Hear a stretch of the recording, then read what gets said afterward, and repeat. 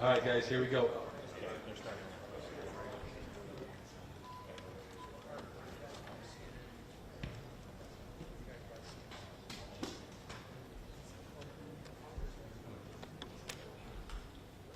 Okay, they're coming up. They're coming up.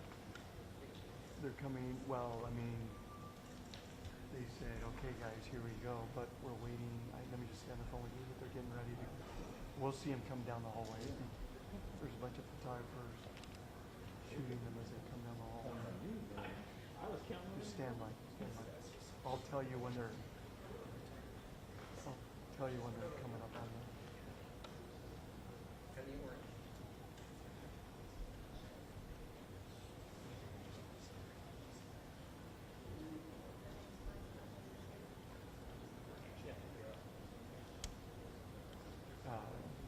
I don't think so. I think there's video, there's surveillance video or something. I don't know what they're showing. Yeah, you're right. You're right.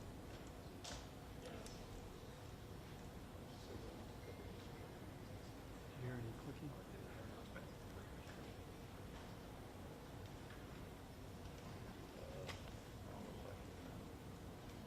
See some more. Looks like some more. People just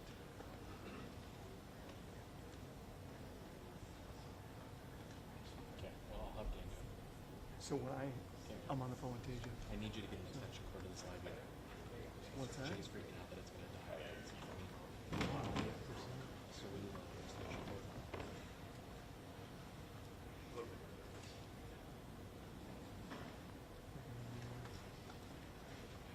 Can you just go to the side? No. Oh.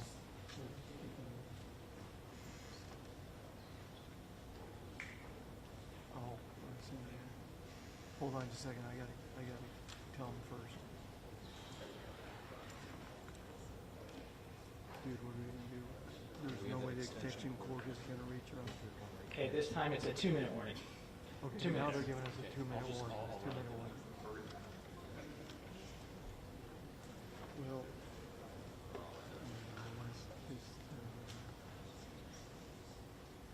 he didn't have the extension cord.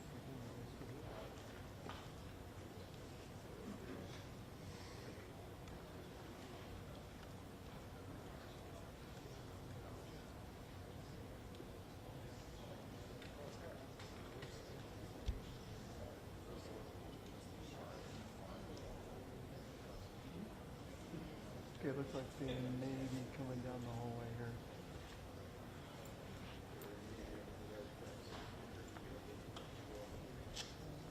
Okay, they're coming down the hallway right now, so they're probably about 30 seconds away. Because, well, let's see. Oh, wait. Just give them a little bit of time to come down. It's a long hallway. Okay, they're coming close to the... Go now.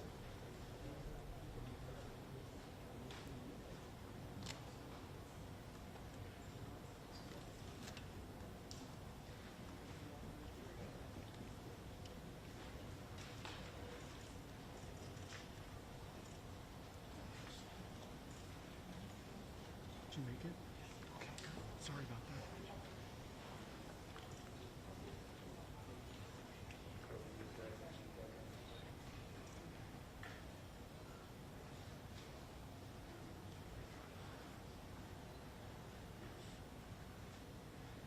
Hi everybody, thank you for being here today. My name is Hillary Kellner. I am the Communications Director for the Utah Department of Public Safety. This evening we have FBI Director Patel, FBI Deputy Director Dan Bongino, Special Agent in Charge Robert Bowles, Governor Spencer Cox, Lieutenant Governor Deidre Henderson, and Commissioner Anderson, as well as, Commissioner Bo Mason, as well as some local partners here present with us today. Governor, we'll kick it off. Ladies and gentlemen, thank you for joining us here tonight. We appreciate the media and the partnership we have with you in helping us to get information out to the public so that we can catch this assassin and hold him accountable. We are going to share a portion of a video and that we have of the suspect, as well as some new stills. Those have already been released, but we want to make sure that they get as much attention as possible so that we can get help from the public in tracking down this evil human being. So we're going to cue up the video right now, show that. I've asked Commissioner Bo Mason if he would narrate to you what is happening in this video. Thank you, Governor. Bo Mason, Commissioner for the Utah Department of Public Safety. If you look up to the top left, you'll see the building where the shooter was proned out in the top left corner. We'll go ahead and play that video, and I'll narrate as we walk through that. So here you see that the suspect ran behind that upper building. He's going to come out on the right, moves to this far right corner. As he does, he's going to climb off the edge and then drop down to the ground. As he did that, he left some palm impressions. There's some smudges, some places we're looking to collect DNA. There's a shoe imprint where we believe the suspect is clearly identified as wearing Converse tennis shoes. Again, we'll replay that again so you can get another view of that. It's important to note his black t-shirt, his black pants, and there appears to be some white on the soles of those Converse tennis shoes. Those are all identifiable items that we're looking for. In the stills that are going to follow this, you're going to see a very distinctive t-shirt with an American flag and appears to have an eagle on it. There's also a baseball cap with a triangle on it and a pair of sunglasses. All distinctive, all things that we would ask the public to look for and try to identify if they know someone who has those items, who has been seen wearing those items. We're looking for all that information. Here you see the suspect after dropping off the building. He moved around across this grassy area, around the parking lot. We're going to pan to the right.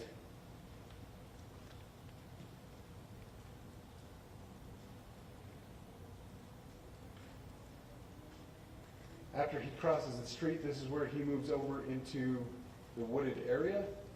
This is the video evidence that we utilize to track his movements and to locate that firearm in that wooded area following the discovery of this evidence. Good. You want to go to the stills? So here's the still photographs. I mentioned these have been enhanced. So these are slightly different than what we introduced earlier. Please pay close attention to the t-shirt. Like I said, very distinctive with that American flag and that eagle.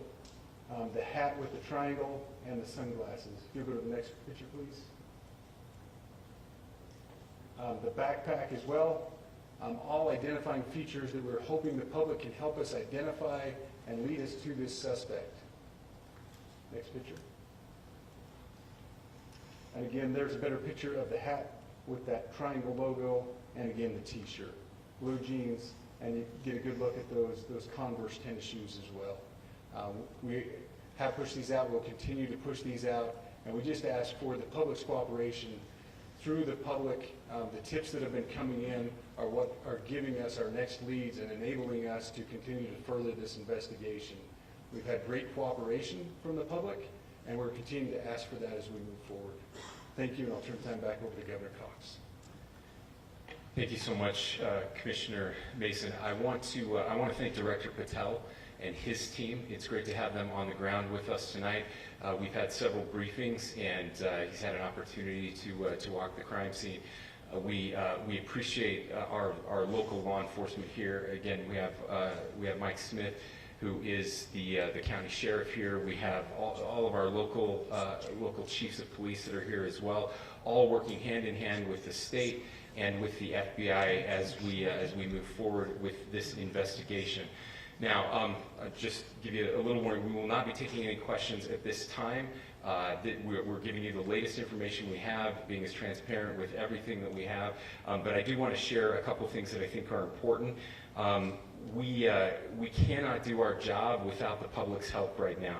The public has answered our call for action. So far, we've received more than 7,000 leads and tips. I would just note that the FBI hasn't received this many digital media tips from the public since the Boston Marathon bombing. This case also highlights the dedication of our law enforcement community. We have 20 federal, state, and local law enforcement partners that are working shoulder to shoulder to find the person who committed this horrific crime. With their support, we've completed nearly 200 interviews. As you're aware, as has already been reported, the FBI is offering a $100,000 reward for information leading to the identification and arrest of the person responsible for the murder of Charlie Kirk. We also continue to implore the public to support this investigation and come forward with any information. We are truly hopeful that this video and new photos will lead to even more tips. We are processing. We have an incredible team, a state and federal team working together to process those tips. We are going out in tandem to interview any potential person of interest or suspects, but we need, again, we need as much help as we can possibly get. Any videos or photos that you might have, the public, should be submitted to our digital media tip line, which is www.fbi.gov/Utah Valley shooting, all lowercase. Again, that is fbi.gov/Utah Valley shooting, all lowercase. You can also provide general tips about the shooting by calling 1-800-CALL-FBI, that's 1-800-CALL-FBI, or at tips.fbi.gov. This is, I would just say, this is not just a local matter here in Utah. We have people all over the country that are helping to bring this perpetrator to justice for Charlie Kirk and his family. I will just add as well that, as was mentioned, there is a lot of forensic evidence that is being processed right now at both the state lab and the federal labs, federal lab on the East Coast. So we are working in tandem together. I would also just add a word of note for those people who are spending so much time on social media. I think Charlie said it best, that when things get bad, we should put our phones down and spend a little time with our families. There is a tremendous amount of disinformation. We are tracking our team, the state team, and I'm sure the federal team as well. What we're seeing is our adversaries want violence. China, we have bots from Russia, China, all over the world that are trying to instill disinformation and encourage violence.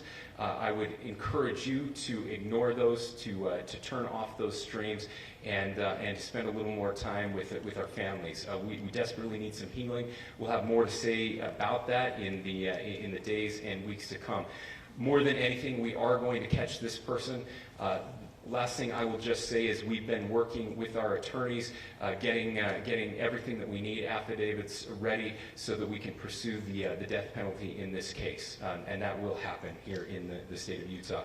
Again, to the public, to those who are grieving, thank you for your prayers. I know we are feeling those prayers. I know the Kirk family is feeling those prayers as well. We pray that God will bless our nation at this very dark time. We can start healing by finding this perpetrator and holding him accountable, and we need your help to do that. Thank you.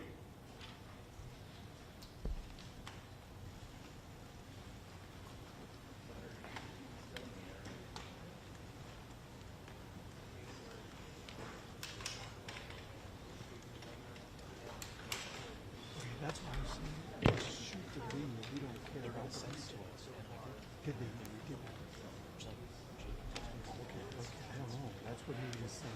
I'm just relaying the message. Well, I know. I was trying to zoom in on the video, but I want to make sure, because they're streaming on digital, I want to make sure it works live. Are they streaming on digital? The desk, I would assume it is.